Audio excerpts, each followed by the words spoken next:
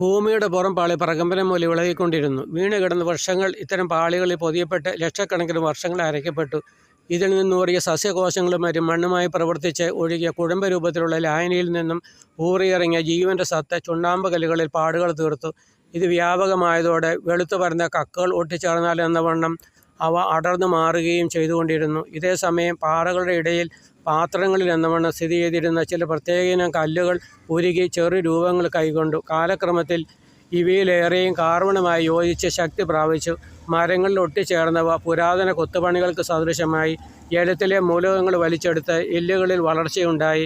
സ്ഥിതി ചെയ്തിരുന്ന സ്ഥലങ്ങൾക്കനുസരണമായി അവ പല ആകൃതികളിലായി. സമുദ്രതീരത്ത് അടിഞ്ഞവ പൊള്ളി കുമിളകളുടെ ആകൃതി കൈവരിച്ചു. കരയിലേക്ക് അടിച്ചു കയറിയ ചില ജലജീവികൾ ചാലുകൾ ഉണ്ടാക്കി കരയിലേക്ക് താമസം മാറ്റി. സ്ഥിതി ചെയ്തിരുന്ന സ്ഥലങ്ങൾക്കനുസരണമായി രൂപം പ്രാപിച്ച അസ്ഥികൂടങ്ങളിൽ സ്ഥിതി ചെയ്തിരുന്ന ജീവശക്തി ജലവും മൂലകങ്ങളും ആഗിരണം ചെയ്തുകൊണ്ടിരുന്നു. സൂര്യപ്രകാശത്തിൽ അവ അസ്ഥികളെ പൊതിഞ്ഞു.